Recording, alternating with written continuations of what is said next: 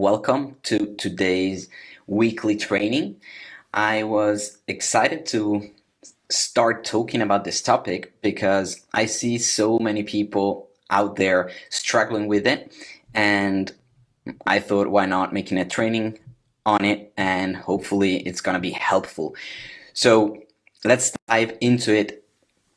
As I was saying, I see so many people yo-yo dieting, choosing to go on a diet or a fitness journey, and being confused about how to actually get there. Because there's a lot of confusing information out there, and every guru, every influencer, every person like me has their own opinions that are built on their personal experience, right? So with these videos, I hope to bring some more clarity each week to add to your journey so that you can finally see the changes you need to take and to make in order to, reach your results, achieve whatever it is that you want to achieve. And the key for me and what I work with clients is finding their own personal success formula, aka what works for you specifically, right? And a little heads up before we jump into today's lesson. Fat loss, as I see it, at least, right, my personal opinion, is not something that is only based on science. It's not only based on the technical stuff, the calories, the food, the training. That is a huge part of it, and a lot of people are also confused about that. So we'll talk about that in this training specifically, but it is a much more complex yet simple topic. So yes, you need the right knowledge, right? But that is available for free everywhere. You can ask AI to give you the perfect diet for you, and it will, show you exactly what to do, when to do it. So the problem most people who come to me have is implementation rather than information.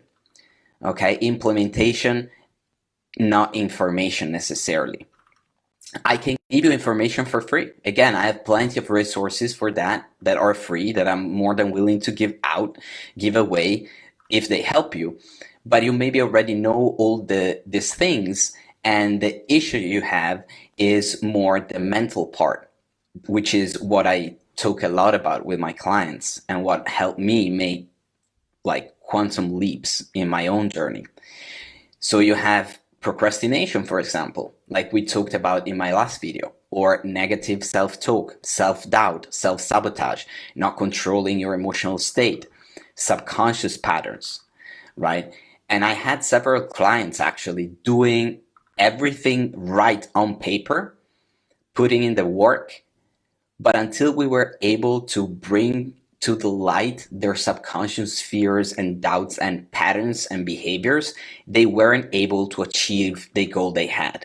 So this lesson, yes, will give you more clarity and insight, but it's not the holy grail. You still need to work on yourself on a deeper level and in other areas. You might have emotional eating, stress eating, bad sleeping habits, not enough high quality sleep, not taking care of yourself, not taking time for yourself, not prioritizing yourself. And all of this will affect your fat loss or your fitness journey, all right? And I'll keep talking about these things in the future, so feel free to stick around because those topics will come up. But before we really dive into the tips and tricks and all that, give me 1 minute to explain how fat loss actually works. Because again, there is a lot of confusion out there, and I'm gonna try to make it as simple as possible, as understandable as possible, so that you can gain some knowledge that you can take notes on, okay? So fat loss occurs because of a caloric deficit. This means that you are consuming less calories than you are burning. You consume calories by eating food, and you burn calories in 4 different ways. So you have your resting energy expenditure, which is the number of calories your body burns just sitting there, like watching this video, to keep your heart beating and so on. Then you have Number 2, exercise activity thermogenesis. And this is the number of calories you burn from exercising, activity, actual exercise. For example, when you go work out or you go for a run. Then there's your non-exercise activity thermogenesis, also called NEAT. You might have heard of that term. And this is all activity that is not strictly exercise. So stuff like getting up, sitting down, typing, fidgeting, right?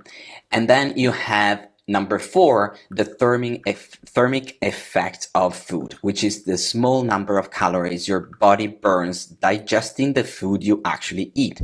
So some foods will give you calories or energy, like all foods give you calorie and energy, and they will also use some energy or calories to be burned and used by your body. So to give you an example, to use up your protein-rich foods, your body will need to use more calorie or energy than when you eat carbs or fat-rich foods, which is why eating more protein is a double win. It's usually lower in calories and it burns more calories to be digested. On top of course, all the other benefits that we know we get from protein, for example, building more muscle mass, helping with that, which enhances, your ability to then burn fat faster, for example, right? So let's say that we add all those up, all those activities up, all those way of burning calories up, and it comes out to 2,500 calories burned over a course of a day. Then we tally up everything you ate that day, right? And let's say it was 3,000 calories.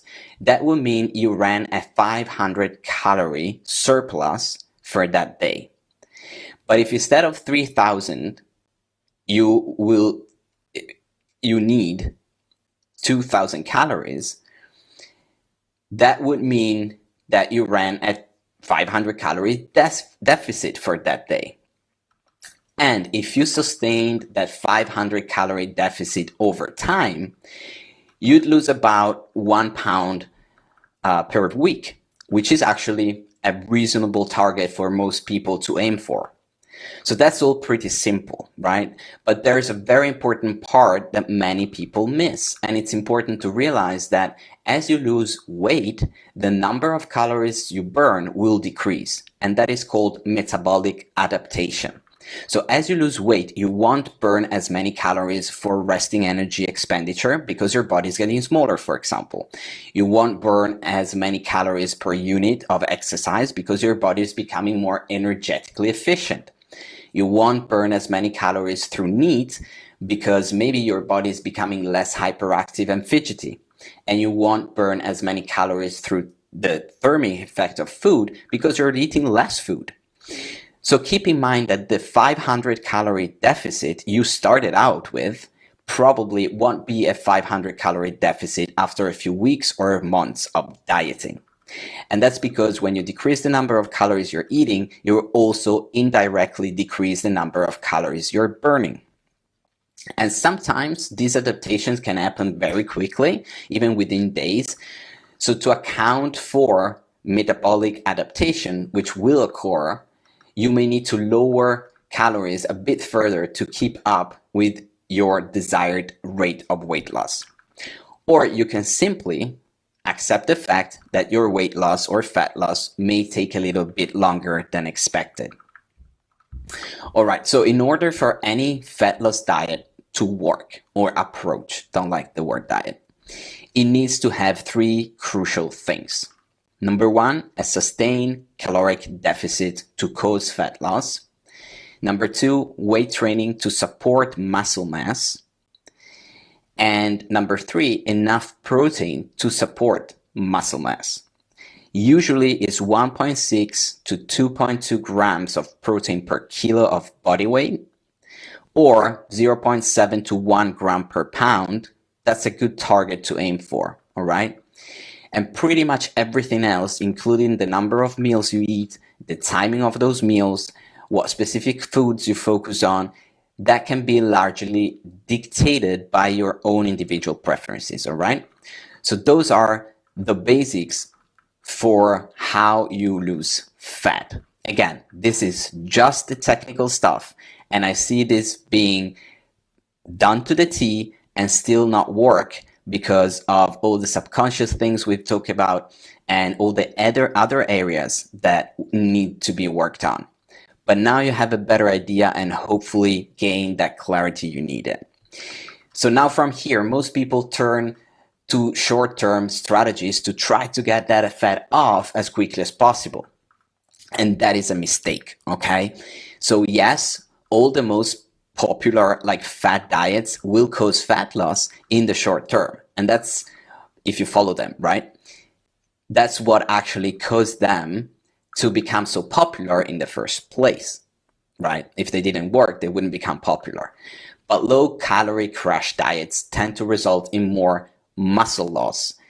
Yes, you lose the weight on the scale, but you might have lost muscle as well, not only fat. And eventually you gain that weight back. So I made a video that you can watch on my YouTube channel about why diets fail you, and feel free to message me if you want to check that out, or just go on and find that on YouTube in my playlists. So again, isolating yourself from social events, avoiding restaurants may help you fend off, tempting foods for some time, but can also really deteriorate your relationship, right? And eventually make the diet feel unsustainable. That's why most people come to me. It doesn't feel sustainable. They go ham for some time, then they quit. And it's difficult for them to understand, how do I make this into a lifestyle, right? That I can keep doing. How could I stay lean when I get lean? And there's a lot to talk about. So cutting out entire food groups, let's say you follow keto diet, very popular. I know a lot of people are try to followed it for some time, got off, got back to it. Keto, you cut out most carbs, for example. That may help you avoid overeating for a while, but can eventually lead you to nutrient deficiency and uncontrollable cravings, for example, that can make weight regain inevitable for some people. That's why you need a lot of mindset work on top of whatever you're doing with your nutrition. So if you want not just to get lean, but stay lean, you need to take a better approach. And let's dig into 3 specific strategies that will help you not only lose the fat, but keep it off long term. These are just some of them, and I think these are the ones that you can start implementing right away. The third strategy on my list today is the most frequently neglected in my experience, but probably also the most important. All right, so stay tuned for that. All right, so the first long-term strategy is to diet more slowly so that it barely even feels like you're dieting at all. Okay, now the general science-based like cutting rule, cutting meaning losing fat, is that you should aim to lose around 0.5 to 1% of your body weight per week on a fat loss phase. So if you weigh 200 pounds right now, you should try to lose 1 or 2 pounds per week for. In other words, if you want to cut 20 pounds, it should take you 10 to 20 weeks to get there. That is what I typically recommend as well, to take it slow. However, there may be some benefits to going even slower, especially if you're trying to build sustainable habits, a lifestyle, and a new identity, okay? And that takes time. It takes trial and error and a whole lot of mindset work. When I was on my own cut period, fat loss period, not that I was overweight or necessarily fat, but I was what you would call skinny fat. More fat, looking skinny, but I had a lot of fat, not very toned, not very much muscle mass. I approached it so slowly that it has been incredibly easy for me. And I was able to learn so much in that time that now I know exactly what to do, how to do it, and I've been able to maintain a pretty lean physique without diets and without any restrictions and without crazy workout regimes. Okay, so the past 2 to 4 years after having my kids, my average days at the gym have been more like twice per week than the 5 per week I did before. and I still maintain my physique with ease. I go out to restaurants. I go out with my friends. I drink a beer sometimes. I eat my pizza every Friday. I have sushi. The slower pace of things has helped me be very chill about my diet. And I think this mindset is not only okay, but it's actually smarter because it will help you not only be chilled throughout the process, but it'll help you stay chill once you get to your goal weight. That is why looking at your mindset, your triggers, what is not working for you, what your traumas around food might be, your relationship with food is so fundamental for this process as well. By going slow, you won't feel deprived or like eager to get off the diet because you won't feel like you've been dieting very hard all along. And this will help you maintain the leanness you eventually reach much more easily. So my clients often say to me that they feel achieving their goals is so easy. And you can watch a video me and my client made when she lost 13 kilos in 16 weeks and she felt like it was easy. Piece of cake, sustainable, and even enjoyable. When before she had been struggling with it for years, she tried all sorts of diets, books, courses, dietitians. So I think it'd be worth that extra bit of time that it takes you to get there. So you make sure that you're losing the ideal rate of like 0.5 to 1% body weight per week, but also implement, learn, discover yourself. To lose that rate, fat loss at that rate, I would recommend a calorie deficit around 20% below your current maintenance. That is what your body needs to stay the way it is now. You take the calories you need to maintain your weight right now and slash 20% from it. And if you don't know how to find what your maintenance is, then you can go to a website, free website called tdeecalculator.net. That's the one I use. Or if you're tracking calories or you want to play around with apps that track calories, it's probably going to tell you there. Again, this is it's not based on you.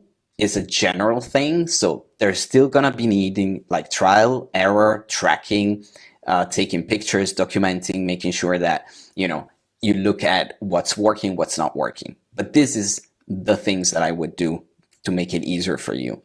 And of course, if you don't want to track calories at all, you can instead focus on other things like tracking your progress while making intuitive common sense choices like choosing lower calorie foods, eating more clean in general, working on your stress eating first, use intuitive eating, portion size, any kind of technique that is out there. And reach out if you want my guides on all of these because I have plenty of them and I'm more than happy to send them to you for free. So for some people, these simple common choices, like common sense choices, will be enough to get things moving, right? And for others, a tool like intermittent fasting that I am personally been using for 8 years can be very helpful. And I have a guide for that too. So reach out, let me know if you need it. So if you're like me, to relieve tracking stress, right, you can just loosely track calories and protein without worrying about carbs and fat numbers, for example. So there's plenty of approaches and you need to find out what works for you that you can maintain for forever if needed, right? If you cannot keep up with something for the rest of your life, you should not even start on it. That's what I usually tell people.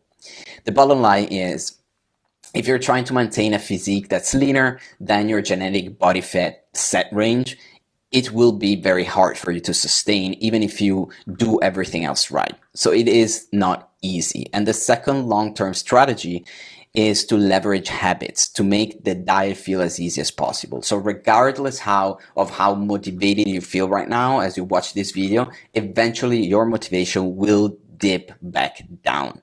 And when that happens, because it will happen, if you haven't built the right habits, the right standards for yourself, you'll most likely start veering off track, right? And if you can operate on autopilot though, just as a habit, you've got nothing to worry about when this happens. So I want to share a couple of my favorite science-based habit building techniques so that you can use them to make your life a whole lot easier. in these later stages. So where most people slip up. The first type of technique is called habit bundling. And this is when you pair an activity that you already are wanting to do and doing daily with an activity that supports your goal. For example, I really enjoy watching podcast interviews on YouTube. And this behavior comes natural to me. I don't love doing cardio, so I usually try to skip it. However, if I link the more enjoyable activity of watching these videos with the less enjoyable activity of doing cardio, I'm much less tempted to skip cardio. And another example, if you're trying to build a habit of meal prepping on Sundays to either save money or make nutrition more efficient for you during the week, try saving your favorite podcast or TV series episode for the time when you're wanting to do your meal prep. That way you'll make a new behavior more gratifying in the moment, and what you reward gets repeated. So if you want a habit to stick, reward yourself immediately after with some kind of small reward, okay? My other habit building technique is prime your environment. Align your everyday environment with your goals. For example, if there's a particular food that you consistently overeat, maybe leave it on the shelf next time you go grocery shop, or put it on the top shelf behind other stuff so it's not easy to get to, but you're not restricting yourself because you can still choose to have it. And if you're regularly stress eating at night, let's say, keep some alternative stress relievers like video games, books, your partner close by so that you can rely on them for stress relief instead. And you can still eat, but you're providing yourself with what I call a kickstand, like a bike kickstand, something that supports that and is more aligned with your goals. Because when we stress eat, usually it's not about craving that food, we're needing something else, which is something I help clients understand. What is that you're actually needing right now? Is it a hug? Is some self-love? What is it? Is it calmness? And we're automatically driven to get food to relieve that. But what if we can get a little bit of food and then support ourselves with another action that is more aligned to what we want to achieve, right? So for example, again, if you're missing the gym in the morning because you scroll on your phone before getting out of bed, try leave your phone in a different room or pick up an old school alarm clock like I have to get up. Now, if you do everything I've said in this video so far and work on your mindset and all these strategies, even just most of what I've said, you will reach your goal. You absolutely will. However, that's not the end, because once you reach the goal, you need a plan for what to do next. And this is the part that almost everybody does not consider. So my third and final strategy is to have a smart post-diet plan, okay? Post-goal plan. Now, there are two very common mistakes that I see people make after reaching their fat loss goal. And the first and probably most common mistake is when people just don't have any post-diet plan at all. And in this case, as motivation decreases, they revert back to their old eating habits and they gradually creep up, right? And wait until they're back to square one. And the solution here is pretty simple. You just need a post-diet, post-goal plan. And we'll get to that in a minute. The second mistake, which is more common again amongst like the more sciencey, nerdy fitness crowd here, is being meticulous with reverse dieting. This can be just as bad as the first mistake if you drag out the diet unnecessarily. So it keeps you hungry for longer than you need to, and it leads you to an eventual breakdown of willpower. It's going to be harder. So reverse dieting is when you gradually increase your calories from your deficit intake up to your maintenance intake over the course of months or weeks. And even though it's quite popular in the fitness industry for athletes, it might not just apply to the common person like us. And I don't actually recommend it as part of the post-goal plan for most people at least. Instead, I recommend going to your new maintenance calories right away. Because if you don't have a fat loss goal anymore, why being in a calorie deficit, right? You should get to maintenance and get on with your new goal of maintaining.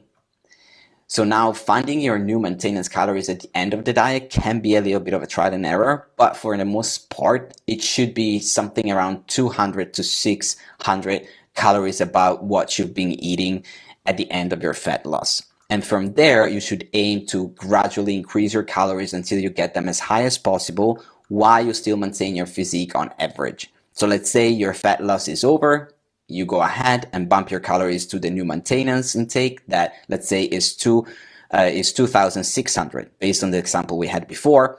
That's a great start, but it doesn't mean that 2,600 calories is now with like your fixed maintenance for you. You should instead think of your maintenance as a dynamic range, meaning you might be able to maintain your weight by eating anything like from 2,600 to 3,000 calories. And over time, you should try to increase your calories toward the top end of your maintenance calorie range. And this process does not need to be long and dragged out either. Simply monitor yourself, document your journey with pictures, measurements, the scale if you're okay with that, and it's not an obsession, right? And keep that in focus. And if you're still more or less maintaining, it may be time to add some calories. If you're also still working out and having the same activity level, of course, okay? So the reason this is a good idea isn't because it's a special trick for boosting your metabolism or anything. Rather, because if you can eat more food, you'll feel less restricted, which will make it easier for you to maintain your weight. And more food also improves training performance, right? So that's always a good thing, especially if you're looking up to put up some muscle or strength, or just you want to have fun with training, seeing progress, right? You need the food to do that. And you don't need to be tracking everything meticulously, as these can literally be detrimental, but have certain things that you still keep your focus on. As you know, research shows that what is measured and tracked improves over time. And that behavior alone will help you keep you accountable for your new goal of maintaining. So I hope this was valuable for you. If it was, let me know what your biggest takeaways were in today's video. Comment down below, send me a message. And it's nice to, be able to have this platform to share what I know. And again, every week we're gonna get on with the topic and give you more clarity, more wisdom, based on myself, my personal journey, and the journey of now more than 400 clients. So if you're wanting to get any free resource or have a chat with me, let me know. And I hope you're gonna have a great week, and your week with some awesomeness. Hope this was helpful, and I'll see you next week with a new topic. Peace out.